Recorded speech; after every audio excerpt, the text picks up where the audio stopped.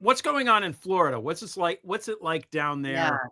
And, yeah, just give us a Yeah. little rundown on what's happening. Well, I mean, I think the most important message from Florida is we have been in the thick of everything that people are dealing with right now. 30 years of control by the Republicans and a supermajority control. And so we've been dealing with the outrageous culture wars, the destruction of institutions, but we've also been figuring out how to throw sand in the gears. And I think the message from Florida is concede nothing. Meet them and on every single piece of ground, and you will end up discovering unexpected allies.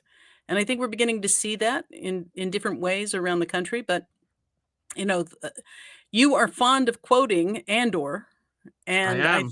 I think that is well worth. I find myself reading it to people all the time, especially the part that talks about how unnatural tyranny is Yeah. and how freedom occurs spontaneously without instruction. Yes. And so that part of the American psyche is still here. And to your point, Stephanie, I think making things really legible to people so they can understand without no degrees necessary. Um, No degrees necessary. I yeah, love well, that. it's and we're No about to talk degrees about this necessary. around media, but it's sort of like this is the moment simply to say bullshit. That's not what that is, and then tell the truth instead of treating every utterance that they vomit forth as though it deserves the weight of studied consideration.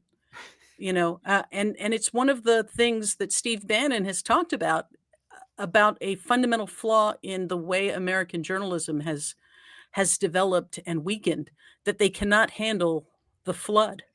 And Yeah. so flood the zone has been their shock and awe. All of this is intended to create in us a sense that we can't keep up with things crumbling beneath us rather than keeping our eye on the arsonist, not every little fire.